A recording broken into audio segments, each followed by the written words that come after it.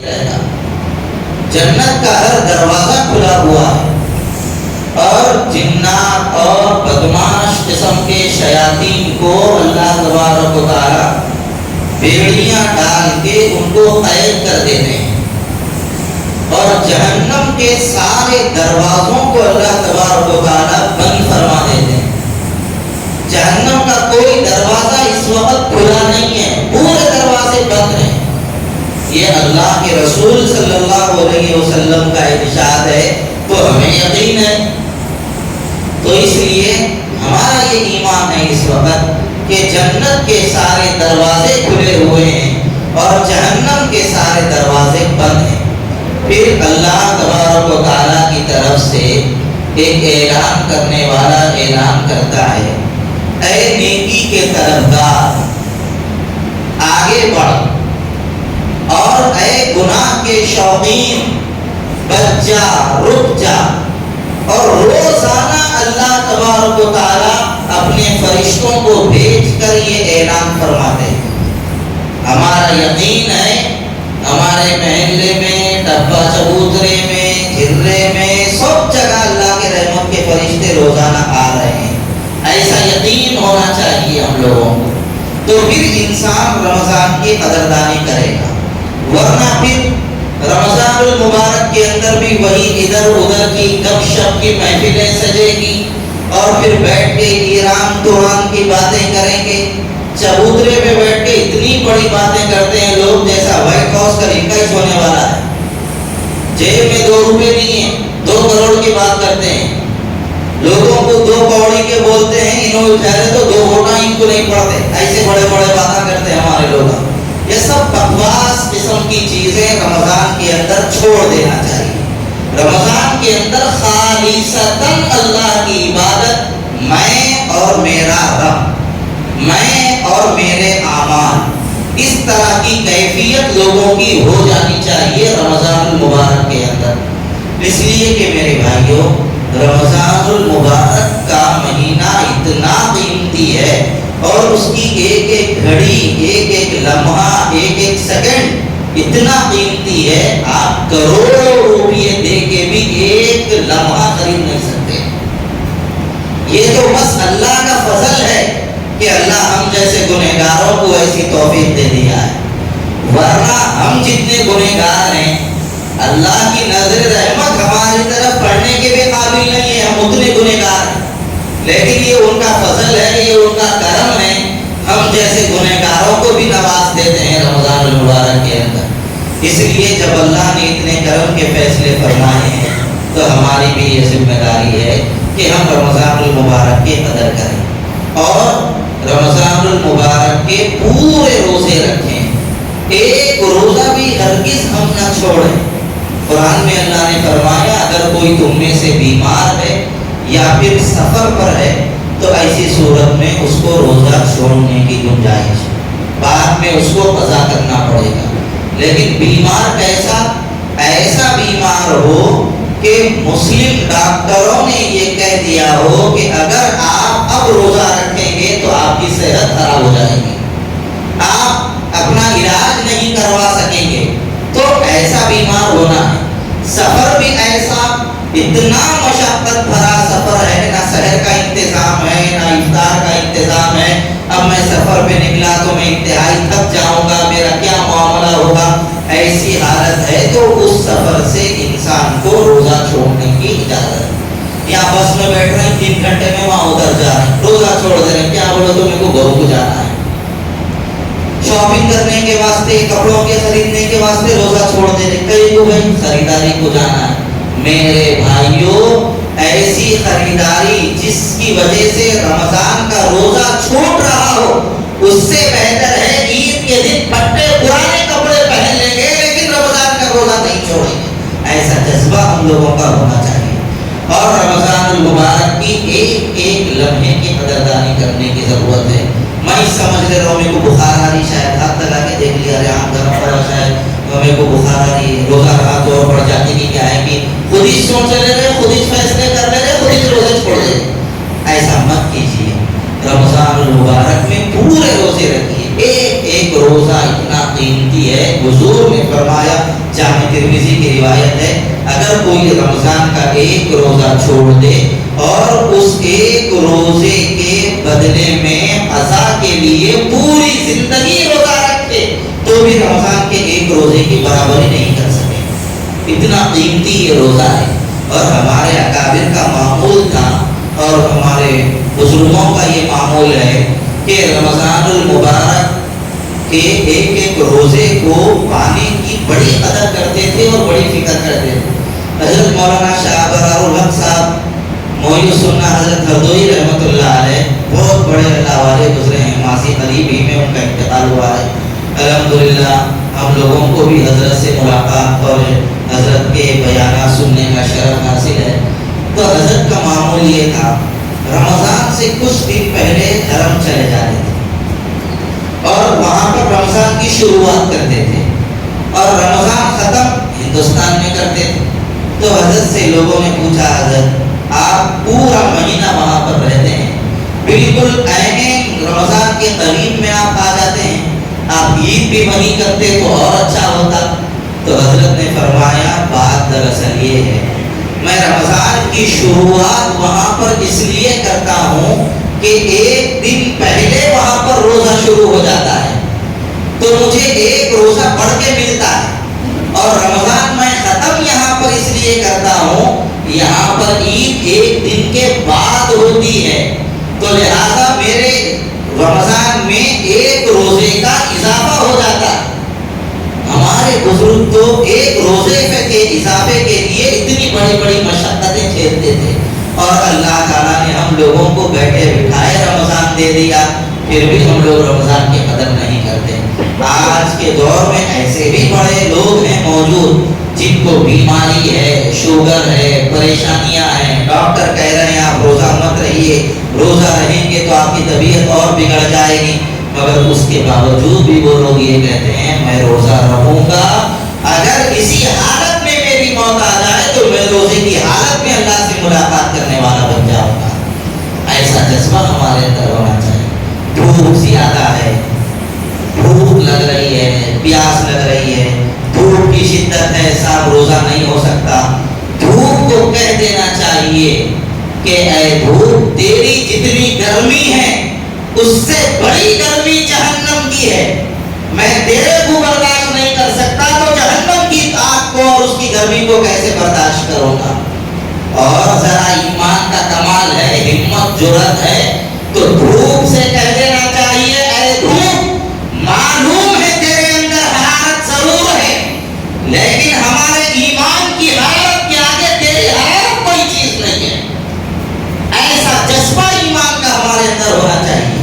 دھوپ کو کہہ دینا چاہیے معلوم ہے تو ہمیں تڑپا سکتی ہے لیکن اللہ کی محبت کی تڑپ کے آگے تیری تڑپ کی کوئی حیثیت نہیں. پیاس سے کہہ دینا چاہیے تو ہمارے حلق کو سنا سکتی ہے لیکن اللہ کی محبت کے آگے اے پیاس تیری کوئی حیثیت نہیں ہے. ایسا جذبہ اور ایسا حوصلہ ہم لوگوں کے اندر ہونا چاہیے. اور رمضان میں تو ایک ایک لمحے کو غنیمت جان جان کر قدم رکھنا چاہیے.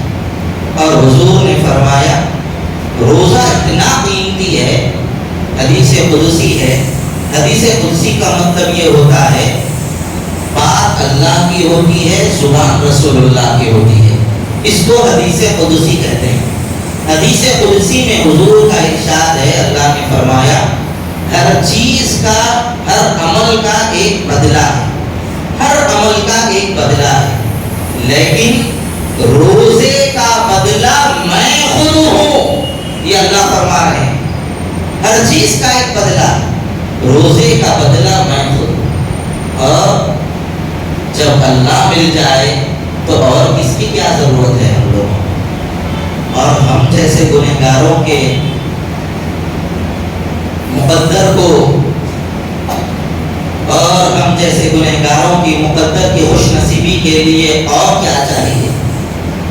ہم جیسے گنہگاروں کو نام اللہ فرشتوں کے سامنے پیش فرماتے ہیں رمضان میں اور کہتے ہیں میرے فرشتوں دیکھو یہ میرے بندے ہیں, میں نے ان کو کھانے سے روک دیا تو انہوں نے کھانا چھوڑ دیا، میں نے ان کو پینے سے روک دیا تو انہوں نے پینا چھوڑ دیا، دن میں انہوں نے اپنی خواہشات کو چھوڑ دیا، یہ میرے ایک ایک حکم پر، میرے ایک ایک منشے پر اپنے آپ کو قربان کر گئے۔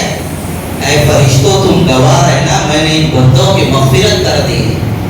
یہ بہت سستا سودا ہے، بہت سستا سودا ہے، چند روزے رکھ کر مغفرت کا پروانہ مل رہا ہے، اس سے سستا سودا دنیا میں کوئی اور نہیں۔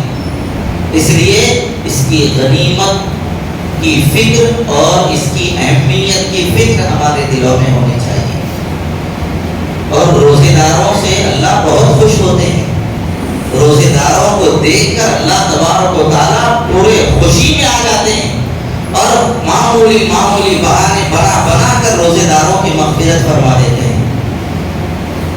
جن مواقع پر بندے کو بہت زیادہ خوشی ہوتی ہے کسی کام کے کرنے پر، وہیں پر اگر کوئی اس کے خلاف کرے تو اتنا غصہ بھی آتا ہے۔ تو ایسے ہی اللہ خوش ہوتے ہیں کا مطلب یہ نہیں سمجھنا میں روزہ چھوڑ لیا تو بھی اللہ جو ہے نا اس وقت غصے میں نہیں ہے، اپنا کام چل جاتا کہ کیا ہے کہ نہیں۔ اگر رمضان میں روزہ چھوڑیں گے تو روزے داروں سے اللہ جتنا خوش ہوتے ہیں، جو روزہ چھوڑ دیتے ہیں اللہ ان سے اتنے ہی زیادہ ناراض ہو جاتے ہیں۔ روزے داروں سے خوش، جو روزے دار نہیں ہے ان سے ناخوش۔ فیصلہ ہمارے ہاتھ میں ہے، اللہ کو خوش کرنا چاہتے ہیں یا اللہ کو ناراض کرنا چاہتے ہیں، ہم اس کو چلنا چاہتے ہیں۔ اور دوسری بات یہ ہے کہ روزے اللہ نے ہم کو دیے ہیں تو ان روزوں کی بھی حفاظت کی فکر کرنی چاہیے۔ رمضان المبارک میں بہت سارے لوگ صرف پیٹ کا روزہ رکھتے ہیں، بھوکے رہتے ہیں، زبان سے غیبت کر لی ہے، غیبت کرنے کی وجہ سے روزے کی روح ختم ہو جاتی ہے۔ ایک مرتبہ حدیث شریف میں ہے، دو عورتوں کے پیٹ میں بہت درد ہوا، حضور کی خدمت میں لایا گیا، سرکار نے ان سے پوچھا کیا ہوا؟ پیٹ میں بہت درد ہو رہا ہے۔ ان کو الٹی کروائی گئی تو ان کے منہ سے گوشت کے لوتھڑے نکلے، تو حضور نے فرمایا کیا تم نے اپنے بھائی کا گوشت کھایا ہے؟ انہوں نے کہا ہم تو روزے سے ہیں۔ سرکار نے فرمایا اپنے کسی مسلمان بھائی کی غیبت کرنا ایسا ہی ہے اس کے گوشت کو کھانا، اس لیے بہت خراب چیز ہے۔ دن میں غیبت کریں گے روزے کی روح خراب ہو جائے گی، رات میں غیبت کریں گے جو فرشتے رحمت کے آ رہے ہیں، بازاروں میں گلیوں میں گشت کر رہے ہیں، ان لوگوں کی فہرست سے ہمارا نام نکل جائے گا۔ اس لیے غیبت سے اپنے آپ کو بچائیے، چغل خوریوں سے اپنے آپ کو بچائیے۔ کاروبار کے چکر میں آ گئے، میرا مال دیکھو، میری کوالٹی دیکھو، میری فنیشنگ دیکھو، اور صاحب میرا یہ دیکھو، میری صلاحیت دیکھو، میرے بچوں کی صلاحیت دیکھو، میرے خاندان کا معیار دیکھو، دوسروں کو برا بولتے جا رہے ہیں، یہ ہرگز مت کیجیے۔ اس کی وجہ سے آپ کا رمضان خراب ہو جائے گا۔ اگر آپ ایک رمضان اپنے آپ کو غیبت سے بچائے رکھیں گے تو انشاءاللہ آپ کا پورا سال غیبت سے بچ جائے گا۔ اور تربیت میں ہم ڈھل جائیں گے، جب تربیت میں ہم ڈھل گئے تو پھر ایسی صورت کے اندر اللہ تبارک و تعالیٰ کی نظر رحمت ہم پر لگاتار پڑتی رہے گی اور ہم رفتہ رفتہ گناہوں سے بچنے والے بن جائیں گے۔ رمضان کے اندر اور ایک کام جس کی بہت زیادہ ہمیں فکر کی ضرورت ہے وہ ہے نگاہوں کی حفاظت۔ نگاہوں کی حفاظت، غیر محرموں کو دیکھنا، گندی چیزوں کو دیکھنا، گندی تصاویر کو دیکھنا، اس سے اپنے آپ کو بچا لیجیے۔ آپ کی آنکھ اگر خراب ہو گئی تو آپ کا روزہ خراب ہو جائے گا۔ اور آنکھ تیف ہے، تیف بولے تو معلوم ہے جسے تیل وغیرہ ڈالتے ہیں، تیف تو آنکھ جو ہے نا دل کے لیے تیف کے ویسی ہے، جو دکھا فوری دل میں اتر جاتا۔ تو اس کے واسطے جس کی آنکھ محفوظ ہے اس کا دل محفوظ ہے، جس کی آنکھ خراب ہے اس کا دل خراب ہے۔ نوجوان بچوں سے میں بالخصوص نوجوان بچوں سے کہنا چاہتا ہوں، رمضان المبارک مبارک کے اندر یہ عاشقی کے پھگڑ جھنجھٹیں چھوڑ دو، یہ دھندے چھوڑ دو، اچھے نہیں ہیں۔ ہمارے بچے میسج نہ کر رہے ہیں، پوچھ رہے ہیں، کون آ کر کچھ بھی نہ پوچھا، روزہ ہے کیا پوچھا خالی؟ کہیں کو پوچھ رہے بابا کیا ضرورت ہے، تمہارے لیے وہ حلال ہے۔ اللہ کے واسطے ایسی حرکتیں مت کرو جس کی وجہ سے آپ کا روزہ خراب ہو جائے۔ یاد رکھیے یہ بات، رمضان میں شیطان تو قید ہوتا ہے، نفس قید نہیں ہوتا، نفس قید نہیں ہوتا۔ نفس کو قید کرنے کے لیے انسان کو ہمیشہ اپنے آپ کو کمزور سمجھنا پڑے گا اور تنہائی اختیار کرنا پڑے گا، نظروں کی حفاظت کرنا پڑے گا، اور جہاں تک ممکن ہو سکے اپنی بڑائی یا دل جو چاہے ان چیزوں کے اوپر عمل کرنے سے اپنے آپ کو روکنا پڑے گا، تب جا کر انسان کا نفس انسان کے قابو میں رہ سکتا ہے۔ اس لیے یہ بات اچھی طرح ذہن میں رکھیے، شیطان تو قید ہو گیا، نفس ابھی قید نہیں ہوا ہے، نفس ہمارا کھلا ہوا ہے۔ اور یاد رکھیے یہ بات، نفس اور شیطان دونوں انسان کو گمراہ کرنے کے لیے کافی ہیں۔ اس لیے اپنے نفس کی حفاظت کیجیے، غلط خواہشات، غلط تصورات، غلط خیالات دل میں آنے سے اپنے آپ کو بچائیے، اور نگاہوں کی تو بہت زیادہ حفاظت کیجیے۔ جس کی نگاہ بگڑ گئی اس کا دل بگڑ جاتا ہے۔ اور ایک بات اپنے دلوں کی تختی پر لکھ لیجیے یہ بات کو، کسی غیر محرم کی جانب نظر اٹھ رہی ہے یا کوئی چیز غلط ہماری نظروں کے سامنے فونوں میں ہو یا کہیں پر بھی ہو، کوئی گندی چیز آ گئی، فوراً آنکھوں کو بند کر لیجیے۔ یہ تصور کیجیے ان آنکھوں سے کل قیامت کے دن سرکار کو دیکھنا ہے۔